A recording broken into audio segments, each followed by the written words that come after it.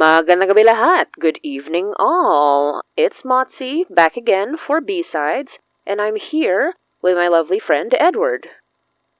Hello, how's it going, everybody? Yes, we're back for B-Sides, thankfully. It's been touch and go for a little bit. Just a little bit. I've been so busy, but it's good.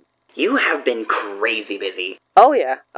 I mean, it's interesting because once I'm busy, I kind of like dissociate for a bit, and but I'm happy. I'm happy to be busy.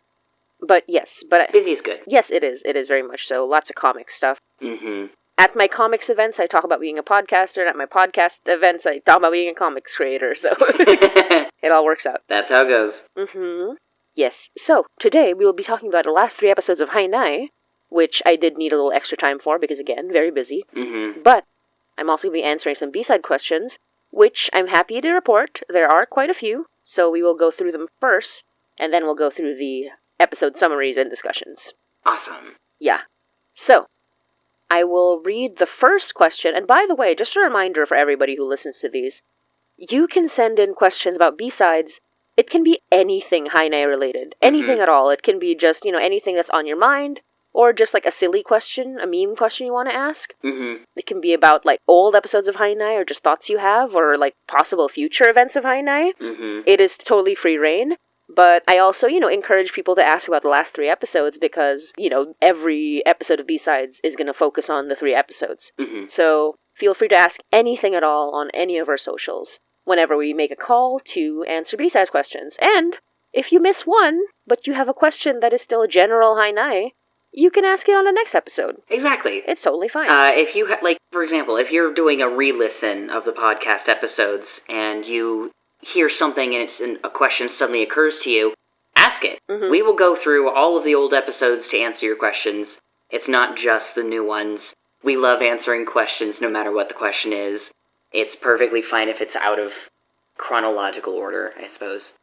Yep, plus, people are discovering and rediscovering Hainai all the time. Mm-hmm. It's always awesome to talk about, older episodes, especially when they become relevant in newer episodes, because I like to bring back my characters. Mm-hmm. We love continuity. I do love to do it. Okay, starting with the first B-Sides question from our lovely listener and podcast creator, Jem. Thank you, Jem. Jem asks, first B-Side question is, first of all, how dare you? I mean... Love that question. Love that question. How dare we? How dare we? How dare you, specifically? How dare me? Writer and showrunner. I don't know what you're talking about. I'm innocent of all charges. Innocent of any and all wrongdoing. Yep. And Jem says, for real, that episode with the boy made me cry in creep spook feelings. Yeah. And that is about a recent episode, so we will go into that. Mm-hmm. But the second question that Jem asks is, are we going to get to know the ghost hunters before they eventually die? I like that Jem's question. Jem is immediately they're definitely going to die, right? And I'm like, it hasn't happened yet. I don't know what you're talking about, but Jem is very... I mean, it's a pretty safe assumption, all things considered. We all know how foci go. That's true, and they are in a very bad spot right now. We're talking about Thompson's cabin, Mm-hmm. Their odds of survival seem a little slim. And there are quite a few of them, so chances are there will be death. But, yes. There's a lot of fear in a larger group. There sure is, and they seem to be in a house that doesn't exist anymore. Uh-oh, what does that mean? Ooh, I wonder. And the rest of the question is, before whatever the gurgles were, will we have a throwback episode of them? If not, pretty please, ? And then Jem goes on to say, if you can, this is a very specific ask, the one who Lou plays, so Lou Sutcliffe, who plays Colin in the episode, can that one be possessed by a cowboy for a second, please? I think this could be a thing. I get Lou, the thing I get Lou as a cowboy. So... Oh my god. Apparently Jem's been trying to make Lou into a cowboy, and it's a whole thing. And I could make it happen if I wanted to, apparently. I do love a good, long-running bit. Yes. So I say, find an excuse to make it happen. It's extra funny because Lou is the British one in the group, so let's make the British one a cowboy. I think he could do a cowboy, though. I feel like he could do cowboy. I think so. I think that the character that Lou plays, Colin, could be a cowboy. Yes.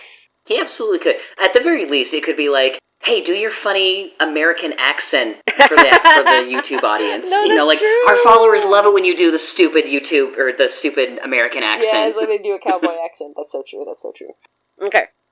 So, that's definitely on a possibility, and also, so is the possibility of killing them all. I'm not gonna say anything. Yeah. Not because I haven't decided yet. It would ruin the suspense if we answered the question either way. It would. Tune in for the next couple of episodes to find out if they come back or not, and if they all die or not. And Jem, if you hear this, share this with Lou and let him know that it's a threat. This is a threat. let him know. Let Lou know that this is a threat, and if they don't, convince me otherwise, I may turn him into a cowboy. This is a threat. This is a from threat. Motzie Datuin. Exactly, towards Lou Sutcliffe, specifically. And Lou, if you're listening to this, by the way, if Lou Sutcliffe is listening to this, try to convince me not to do it to you. I gotta do it to you. I will take bribes. Yeah, I will take bribes. Motzie does take bribes. Yeah, Lou, listen. She can be bought. I can be bought. Yeah. I can be convinced to not make you a cowboy, but it has to be a very good, convincing argument, because making you a cowboy seems like a really fun thing to do. Hee hee hee. Okay, next question. Okay, so... You're good. Okay, so, next question is from Nerdy Flower. Wonderful Nerdy Flower. Hello, Nerdy Flower. Very long-time friend and listener. Friend of the show and listener. Motzie, if you could go back in time and change something about how Hainai has been written so far, what would it be? That's a good question. I think it's less about what was written and more what was performed. I think there are certain performance things I want to change, but, when you're making a podcast that nobody's paying for, and you're just kind of trying to... You learn as you go. That's how the podcasting goes. It's like you learn as you go. So obviously making mistakes is part of the process. Exactly. And while writing-wise, not so much. I mean, obviously there are things that continuity-wise and plot-wise that have changed. I think I've mentioned before that a major shift in the Hainai narrative, or at least a major establishment of bigger storytelling happened after episode 10. Because episode 10 was meant to be, season 1 or act 1, and it was act 1. And that was when Hainai was still a lot simpler and meant to be a lot shorter as a show. But after episode 10, that's when I started opening up the world a bit more. And so things started getting changed around. So while the general shape of the story has not changed so far that I have to,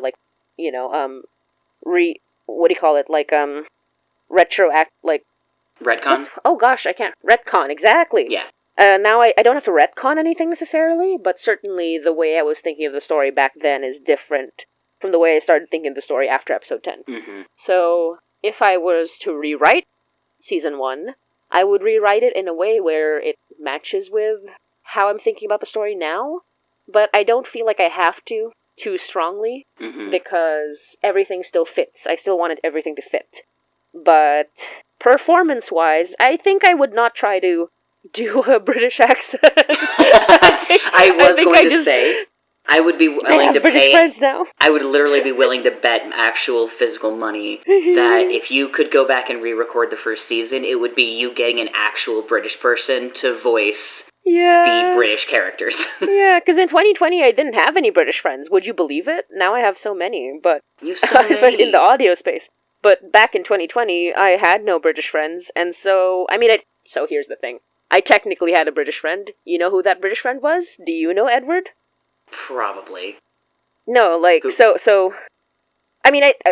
that's not true. I do have, British friends, but they're not performers, so I didn't ask them. But the British performer friend that I had...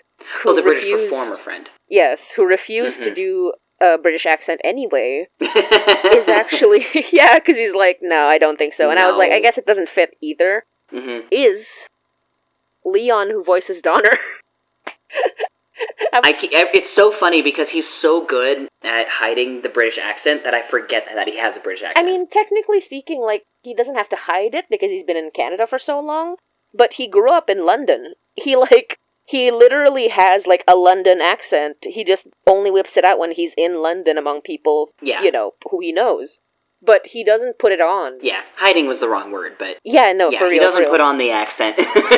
It's so funny. I keep forgetting that he did grow up in London. Yes, and it's so funny, because I was like, how does it sound like? And he's like, I don't know, I can't really do it when I'm not talking to somebody. But I have heard his British accent before, and I'm like, that's, like, legit. That's a legitimate, like, London accent. But it's not for the villain characters who are, like, old-timey British people, you know? He has, like, just a normal guy in London accent. And I'm like... Yeah, he's a normal street guy in London. Yeah, exactly. So it's like, whatever. It's totally normal. That's not what I'm looking for. So I never asked Leon, who voices Donner, to do a British accent. But he can do one. A real one. A truly real one.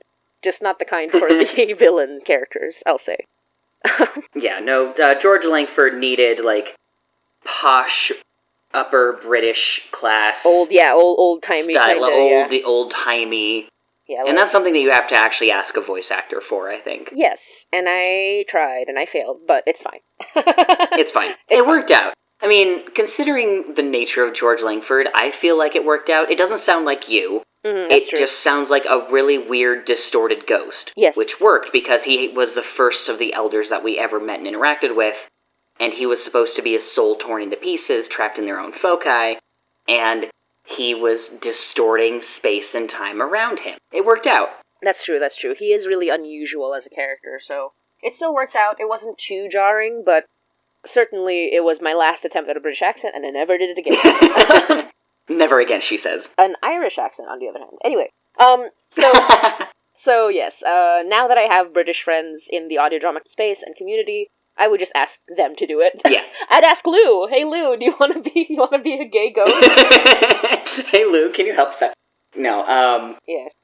Maybe one day, if Hainai ever gets, like, an animated series or something, we'll recast George Langford to be somebody better. We'll get an actual British voice actor. We'll get an actual actor. And not just me, like, doing this voice and then pitching it down. Because this is how I did the George Langford voice. I just went up here, and then I lowered it. It worked out. It sounded cool. Yeah, thank you. But yes, that's what I would do. Not writing, just performing. And then, another question. This is from the Tumblr, actually. So, hey, Tumblr. This wonderful Tumblr question. Yes, hello, Tumblr. From a listener who has been doing such fantastic art. Thank you so much for the fan art. Just so much fan art. Thank you so much for the fan art. You are feeding us. Exactly. You have been feeding us such good food. Mm-hmm. I love every single bit of it. So, Verified Miles from Tumblr asks, B-sides question. So, Alingawngaw, which is a recent episode, was about Donner facing his demons. What made him decide to go back after all this time? Is there going to be a lot of Donner character development coming down the line, or was it sort of a culmination of his story arc? I'm also really interested by him using Pocket against the Ghost, since we haven't really talked about him having the Pocket Watch, which seems like it should be a very important weapon in their arsenal. You don't have to talk about it if that gets into spoiler territory. I just like Pocket and what she represents, and here you can have a freaky kitty, and then below this there's an image of Pocket the cat, but also the body horror of, like, a cat and two boys. Oh, yeah. Excellent. Yes, I love my body horror cat, says they. I love my body horror cat. And, yes. So I said I love my body horror cat. Oopsie. It kind of mixes together. I do love my body horror cat, and this will go into spoiler territory, so I'm not going to talk too much about it. But yes, Donner is facing his demons, and you'll notice that Donner has been facing his demons. First of all, having a genuine, honest conversation with Mary. Oh my god, the two of them getting together. An honest conversation? I know, right? Like, being honest about his feelings. And then being honest about his feelings with Murphy, which he has not done for 15 whole ass years. 15 so that's years. Another demon that he's faced. And now he is going back to his home and facing the trauma of, like, his childhood love and best friend. Mm-hmm. And sorry, not his home, but like A home. home in the sense Yeah. of it's Little Jamaica, but not his home, like the house that his friend died in. Yeah. So going back to that, It was his friend's home. Oh no, it wasn't his friend's home. It was like a random house that they ended up in that burned down. It was Michael's house. Oh, that's right. No, I'm confusing it with Michael's story. Yes, Michael's house. That was Michael's house that was eventually torn down and became a little a mini apartment complex that is being haunted all the time in Little Jamaica. And all those people are like, we just live with it because it's cheap. Just don't talk about it. Rent is cheap. Don't talk about it. Don't worry about it. It's fine. Yeah, exactly. And that's always been something I enjoy, like the idea of like a place that people are not going to move out because it's nice enough to live in and nobody's ever gotten really hurt, and those who have gotten in trouble just move out. But like that's such a interesting ghost story, or like a haunted house story. I love a haunted apartment story because it's so unique. It is really unique. It's inspired by a lot of like, I forgot what it was called, but there was like an Asian haunted apartment story where every single person in that apartment was experiencing different things, but it's all the same thing. And I love that concept where it's like an entire apartment complex is just like, yeah, we get hauntings, we get different types of hauntings, but we live with it because we don't want to have to move out. And before it didn't happen that often, but now it's happening a lot because of how the supernatural has started to like grow in the past year or so. So it hasn't been a huge problem until now. Yeah. And honestly, like, in the real world, if I had the opportunity to buy a house that was, like, within my price budget and it turned out to be really haunted, I'd just be like, if you're gonna help me pay rent, you can haunt my ass, but if you're not gonna help me pay my mortgage, then I'm gonna need you to chill the fuck out. Like, I'm not going anywhere. I know you were here first, but I bought the house, this house is mine now. You are either gonna help me pay the mortgage, or you're gonna chill. Yeah, no. And, like, a more comedic inspiration is the more recent series, Your Apartment is Haunted, but the Rent is Cheap, which is it's a TikTok and YouTube short series that got, like, a Kickstarter, and it's very, What We Do in the Shadows coded. Yeah. Where this guy just does skits around all of the things that are wrong with the apartment, but it's super cheap, so he doesn't move out. Exactly, yeah. It's really good. God, in this economy? And so, what's that? I said, God, in this economy? Yeah, in this economy, absolutely not. So that was something like I really wanted to write about. And also I wanted to write about just the idea that this community has this direct line to Donner. And, that's how you know it hasn't been that serious before. Yeah. Because they never called him before, and they haven't, seen it to this degree. Exactly. And I love the concept as well. So one of my favorite things about that episode, which I'm going to go into further, one of my favorite things about the episode was the concept that a ghost can sort of transcend a photograph or an image. Yeah. And the fact that, the problem is if you look at the ghost, then you acknowledge the ghost, at which point the ghost will start, bothering you until you leave. Yeah. And unfortunately, looking at a photo of the ghost counts as acknowledging the ghost, which is... Yeah. Uh-oh. You just looked at it. Ooh. Yeah. It's sort of, very creepy feeling that you're not safe even just looking at a photograph. Exactly. And that was something I wanted to write about. It was so fun. But yeah. And it's such a fun concept. It is. And to answer the question, yes, we are going through a lot of, Donner facing his demons, but whether or not that's the end of his story, no. No, it's not. We're not done with Donner yet. Yeah. I'm not going to spoil anything else, but no, it's not the end. Absolutely not. Yeah. We're going further. Anything else to answer this question? I do love this question a lot. It will be a spoiler. Yes. So we won't go into it. But it's a good question. That's my answer. Just, it's a good question. It sure is. And last question, not necessarily a B-sides question, but Alex asked it, and it's related to the recent episode, so I thought I'd include it anyway. So, Alex says, and you all know Alex. Alex is our, is our lore master, Alex. So, Alex says, thank you, Alex. Mary interacted with Minerva during the Elder meeting disguised as Vanessa. While both Mary and Vanessa have killed people, they did so under different circumstances. So could Minerva have realized that something was off with her blood scenting? Or does she have to be actively using it? Or does it not work on elders? Or can she be tricked via this disguise spell? Or did Minerva let Mary infiltrate the meeting because it served some hidden agenda of hers? So, for those who recall Minerva... It's such a good question. Minerva is the cannibal who can tell if somebody's killed somebody, which is the only reason the benefactor allows her to go around eating people. Yeah. Because the benefactor has, like, a very specific, like, moral code, right? Mm-hmm. But Minerva's able to circumvent it if she can prove that she's eating guilty people. Yes. And while technically speaking, Minerva can survive without eating people, she really, really wants to. Yeah. And she's not gonna test the benefactor because she is a predator. She's not even a hunter, she's a predator. Mm-hmm. And a predator will never mess with something that could actively hurt them and prevent them from hunting, right? Exactly. And while Minerva can technically eat normal human food, and it's not, like, contingent on her survival, her mindset is so predator-based that she does not want to test that. Mm-hmm. So she loves the hunt, it's her whole life, so she will make sure that she's allowed to do it. Yep. Otherwise, she's not going to do it. Exactly. Because she does not want to gain the ire of the benefactor, and she has seen what happens when you do.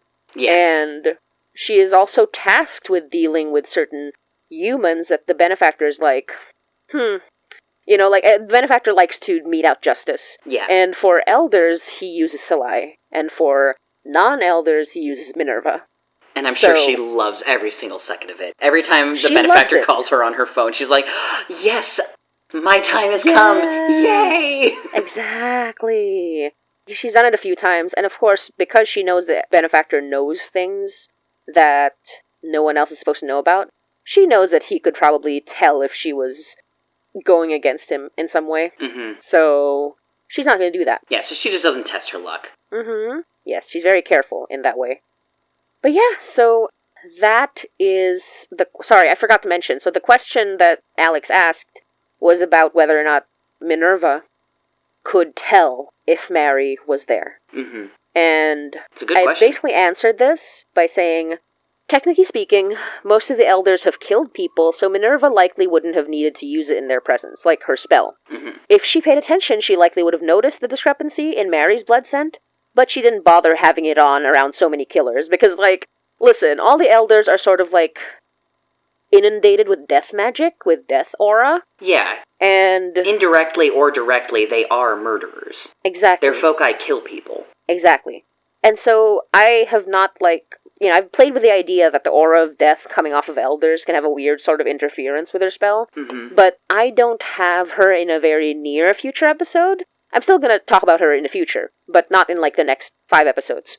So, since I don't have her in a near future episode, it's still up in the air whether that's exactly how her powers work, and whether, the elder aura, interferes with it.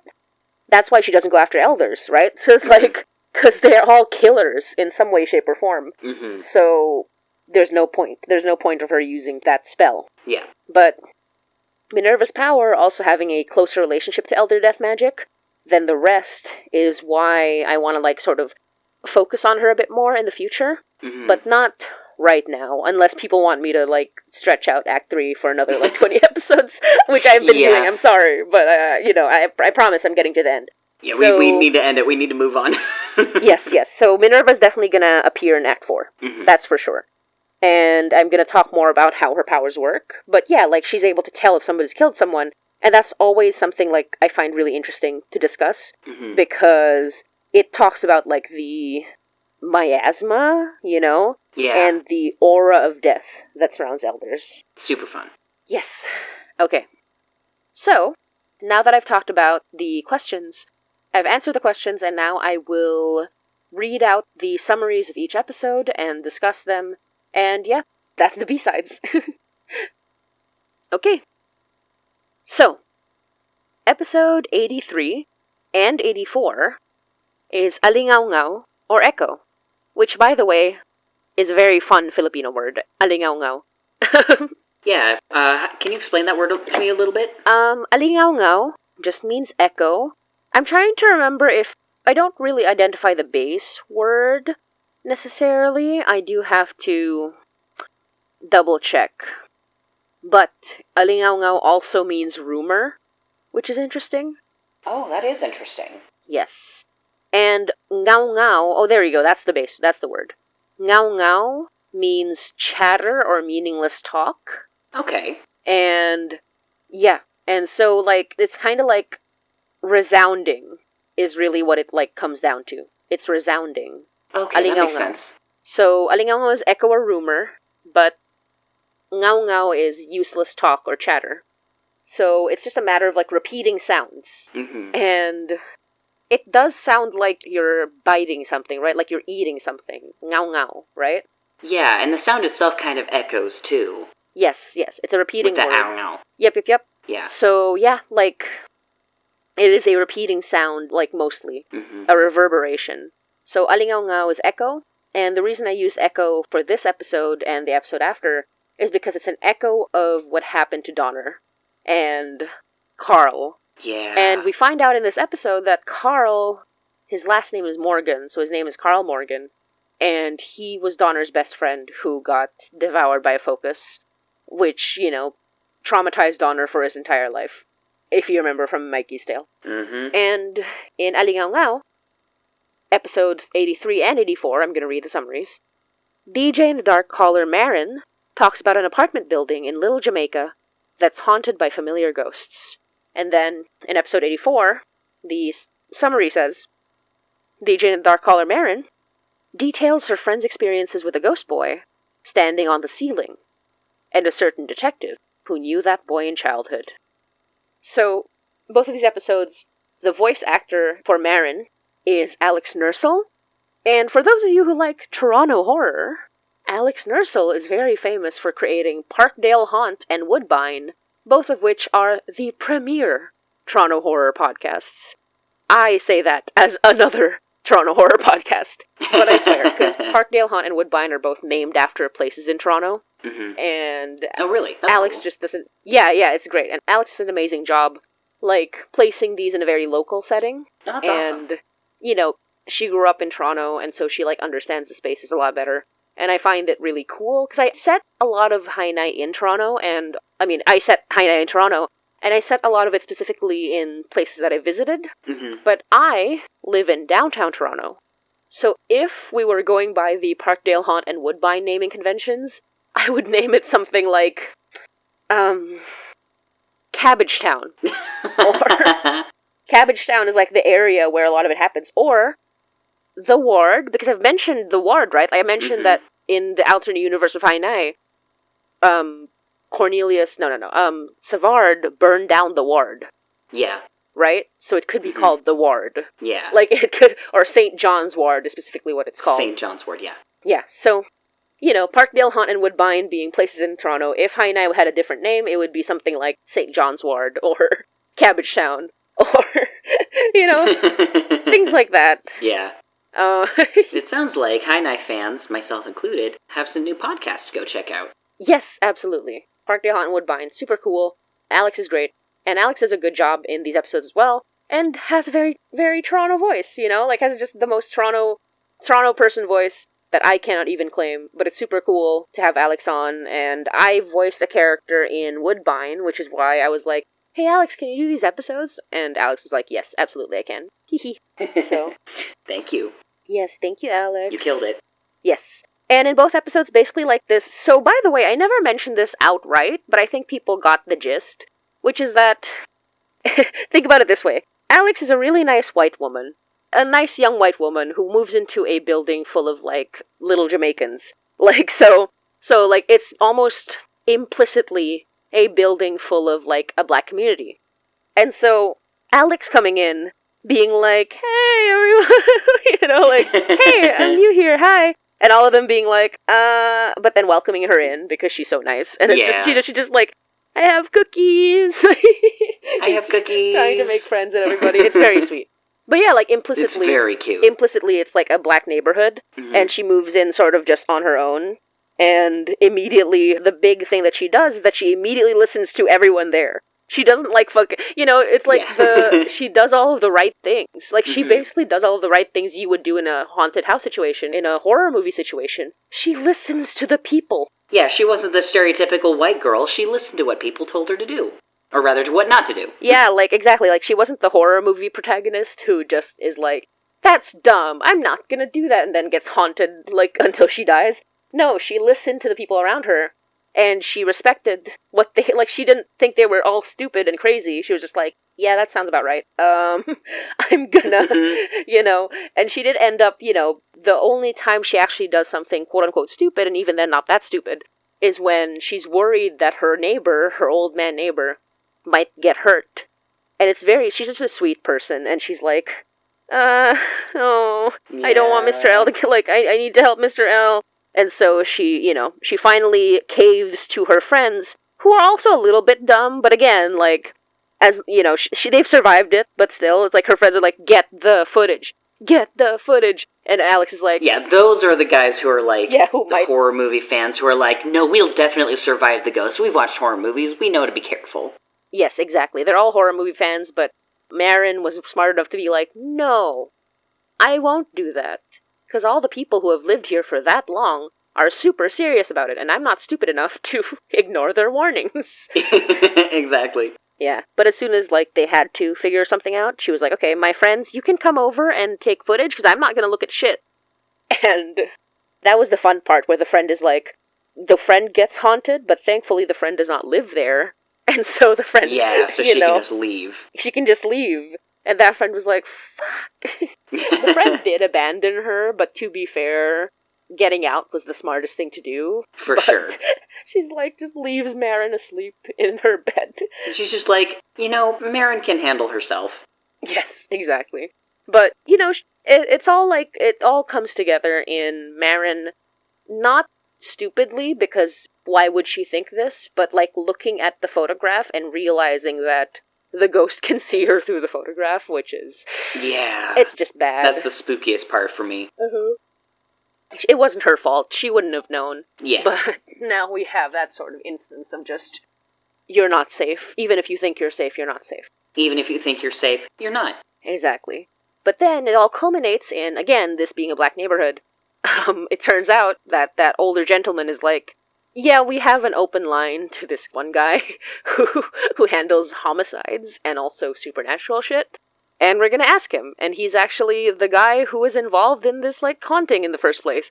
Because, again, the older guy is like, Mr. L is like, oh, wait, that's the Morgan boy. Yeah. Hang on, I recognize that face. Yeah, that's the Morgan boy, that's the Donner boy. And that's a big part of, the community being important, because a lot about this episode's about community.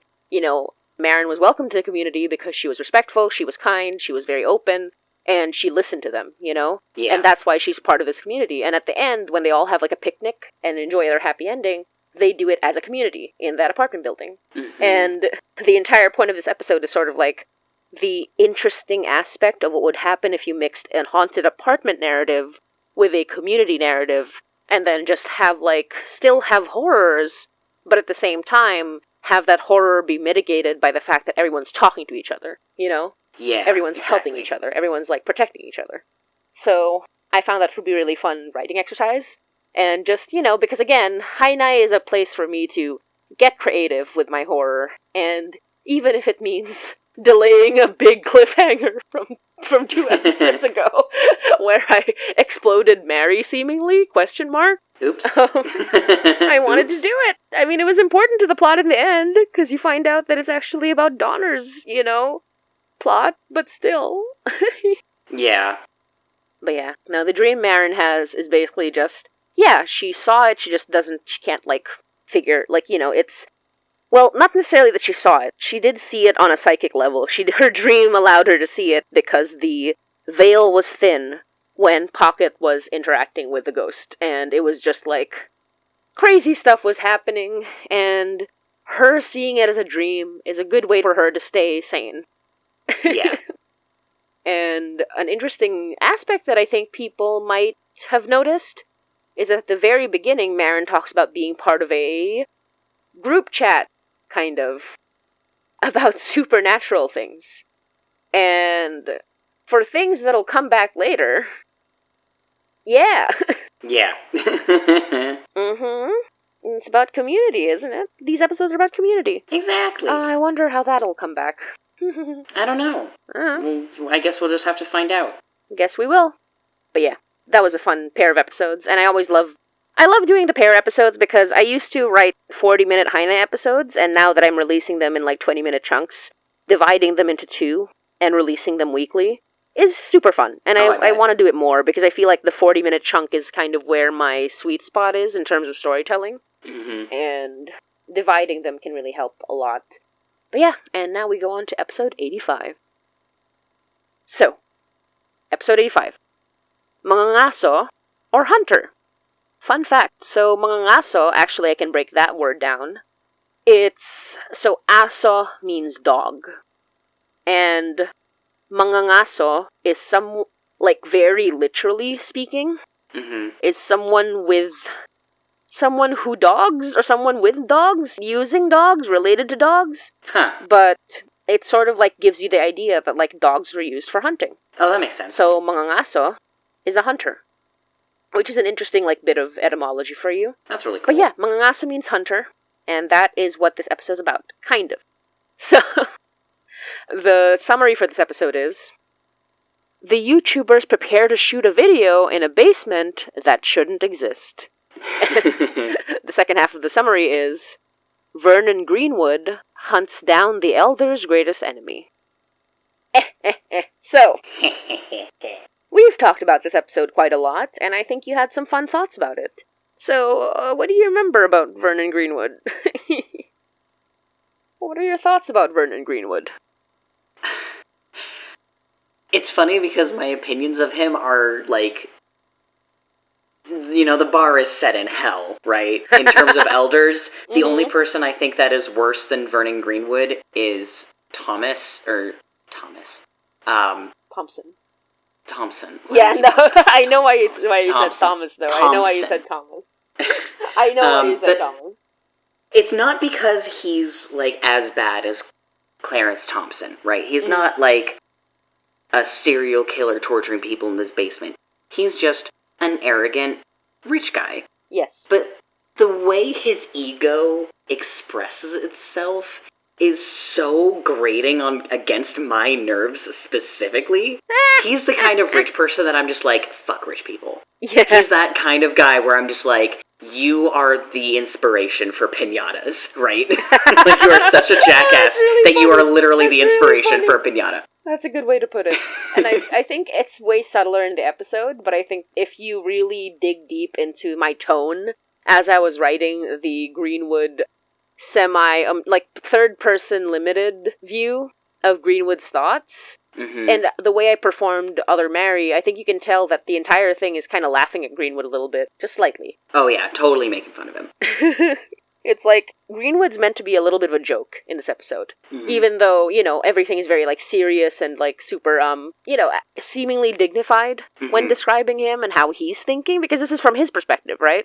But it's still being told by Other Mary. Yeah, from his perspective, he's oh, I'm the greatest person ever. Yes. I'm so good at what I do. Yes. And the thing is, we're probably not going to get super into this just because, it likely isn't going to come up in the actual episodes itself. So I feel like we can probably go into it a little bit. In terms of Vernon Greenwood's hunting, specifically the way he hunts, he's very old colonial British rich person hunter. He's the type of person that would go on explorations of the world at large and be oh, I've discovered this new place, I'm an adventurer going and discovering things, that arrogant kind of person who thinks that just because they don't live there means that they discovered that area. Yes. Very, very old school 1800s British white rich guy. And the way he hunts, he's the style of person where he would say, oh, I'm going to go to the African savannah and go hunt a lion.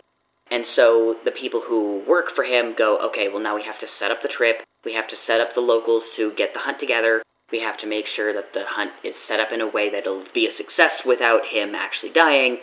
And then he goes in with not nearly as much level of skill as the locals who actually know how to go through the area safely, and then he lines up the shot, and there's still danger involved. Don't get me wrong, it's still a dangerous and stupid thing to do, but because of the hard work of the people around him and, from his point of view, beneath him, he doesn't give any of them credit when they're the ones who are the most responsible for his success. Mm-hmm. Right. Exactly. So, Exactly. my opinion of him is he sucks and I hate him. Yeah, no, he's meant to suck, and I love the way you described it, because that really, like, that's everything that is unsaid and unspoken in this episode. Exactly. Is that, him describing himself as a big game hunter means that everyone was doing the job for him. Exactly. Everyone was doing all the work for him, and he just thinks that he has an outsized view of his ability, and it is implied very heavily by the fact that, like, the benefactor's like, yeah, of course I'll call you when I need you, and never calls him Exactly. for anything. Exactly. But that being said, he's not totally useless either. He's like, no. As far as, like, elders go, he's still alive. He's still alive. Many of you may have noticed that you did not hear the full episode.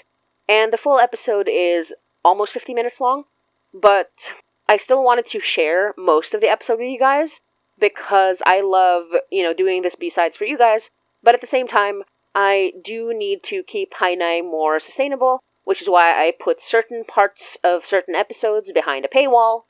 But that being said, if you want to subscribe to our Patreon, the full B-sides episode are available for people who subscribe to the At That tier and above.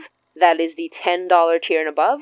And even if you can't do the $10 tier, you can still listen to most of the episodes, and you can also subscribe to the $3 or $5 tier, which have their own rewards. So yeah, I appreciate all your support either way, but if you'd like to throw us a couple dollars a year, a month, a year, I mean, if you subscribe for a year, that's fine, but that would be awesome. And yeah, I love making Hainai, and of course, like, I don't want to stretch it out forever, but I do want to stretch it out for as long as possible so that I can tell the stories that I want to tell, and to be able to, like, bring you on this journey, and welcome new people who are just getting on this journey, and people who just want a show that they can listen to that has, like, 100 episodes, because at this point, Hainai, like, has about 100 episodes. Just about. Just about. But yeah, thank you so much for listening, thank you so much for the support, and I hope you all enjoy where Hainai is going right now, because it's going. It's wrapping up Act 3. We're getting there. We have finally hit a certain very important event, and now we are gonna rush to the end. Not really rush, but, like, we're gonna start hurtling towards the end. It's gonna happen fast. Absolutely. It's gonna be like a train ride. Yes. So thank you for joining me today, Edward. Absolutely. Thank you so much for having me, as always. Yes, it was such a fun time. And thank you to everyone who listened. Have a good night. Bye-bye. Bye-bye.